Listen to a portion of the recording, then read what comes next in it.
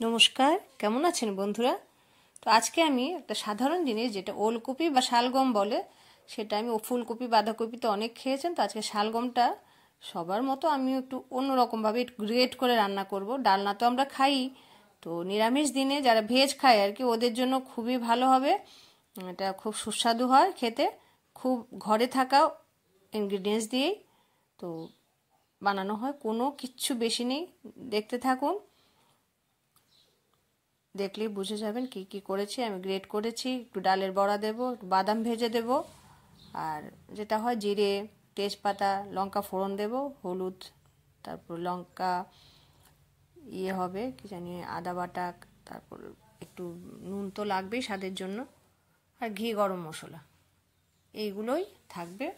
একটু কড়াইশুঁটি যেহেতু আছে, একটু কড়াইশুঁটি দিয়ে দেব।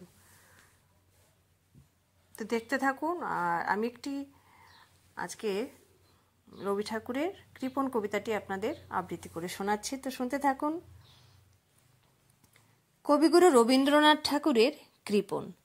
আমি ভিক্ষা করে ফিরতেছিলাম গ্রামের পথে পথে, তুমি তখন চলেছিলে তোমার স্বর্ণরথে। অপূর্ব এক স্বপ্ন সম লাগতেছিল চক্ষে মম। কি বিচিত্র শোভা তোমার, কি বিচিত্র সাজ। আমি মনে ভাবতেছিলেন, এ কোন মহারাজ? আজ শুভক্ষণে রাত পোহালো, ভেবেছিলেম তবে আজ আমারে দ্বারে দ্বারে ফিরতে নাহি হবে। বাহির হতে নাহি হতে কাহার দেখা পেলেম পথে চলিতে, রথ ধন ধান্য ছড়াবে দুই ধারে। মুঠা মুঠা কুড়িয়ে নেব, নেব ভারে ভারে। দেখি সহসা রথ থেমে গেল আমার কাছে এসে। আমার মুখপানে চেয়ে নামলে তুমি হেসে। দেখে মুখের প্রসন্নতা জুড়িয়ে গেল সকল ব্যথা। হেনকালে কিসের লাগি তুমি অকস্মাৎ আমায় কিছু দাও গো বলে বাড়িয়ে দিলে হাত। মরি, এ কি কথা রাজা ধীরাজ, আমায় দাও গো কিছু। শুনে ক্ষণকালের তরে রইনু মাথা নিচু।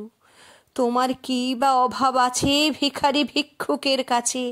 এ কেবল কৌতুকের বশে আমায় প্রবঞ্চনা। ঝুলি হতে দিলেম তুলে একটি ছোট কণা, যবে পাত্রখানি ঘরে এনে উজাড় করি, এ কি ভিক্ষা মাঝে একটি ছোট সোনার কণা দেখি। দিলেম যা রাজ ভিখারিরে, স্বর্ণ হয়ে এলো ফিরে। তখন কাঁদি চোখের জলে দুটি নয়ন ভরে। তোমায় কেন দিইনি আমার সকল শূন্য করে। তো রান্নাটা হয়ে এসছে মোটামুটি, আর একটু মজে যাবে। তো ওলকপিটা গ্রেট করে রেখেছিলাম, এটাও মিশিয়ে দিলাম।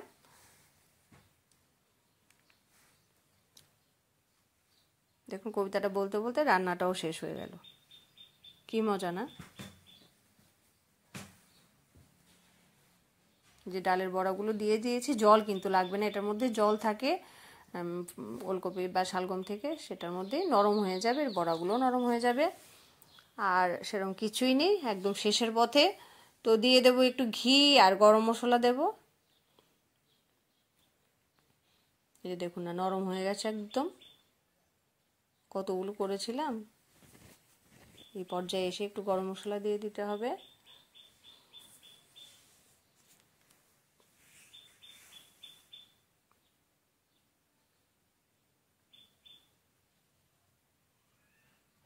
ঘি, আর যদি কারো না হয়, সুগার না থাকে, নন ডায়াবেটিক হয়, তাহলে একটু চিনি দিলে, নিরামিষ রান্না একটু চিনি দিলে স্বাদটা ব্যালেন্স হয়, এই জন্য আর কি। নেহাত যদি অসুবিধা থাকে না দিলেই হবে। তো বানাবেন ঘরে, এটা হয়তো অনেকে জানেন বানাতে, তো আমি আমার মতো করে দেখালাম। ভালো লাগে নিশ্চয়ই কমেন্ট করে জানাবেন। খুব সুস্বাদু খাবার, নিরামিষের দিনে তো বেশ ভালো হবে, একটু অন্যরকম হবে আর কি।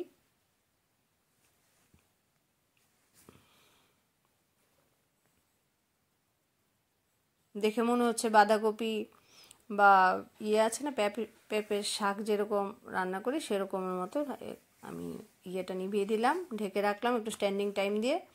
এখন নামিয়েছি, দেখুন কি সুন্দর কালার এসছে। খাওয়ার জন্য একদম রেডি। ভাত, রুটি, পরোটা সব কিছুর সঙ্গে এটা খেতে পারেন, ভীষণ সুস্বাদু। তো ভালো থাকবেন সবাই। আপনারা আমার পাশে আছেন, সবসময় আমাকে সাপোর্ট করছেন, এই জন্য আপনাদের অসংখ্য ধন্যবাদ। আপনাদের সাপোর্ট না পেলে আমি এগোতেই পারবো না, এই জন্য সবাইকে অসংখ্য অসংখ্য অসংখ্য ধন্যবাদ। এভাবে থাকবেন আমার সঙ্গে উৎসাহ দিয়ে। তো ভালো থাকবেন, সবাইকে ভালো রাখবেন। দেখা হচ্ছে আমার নতুন একটি পর্বে।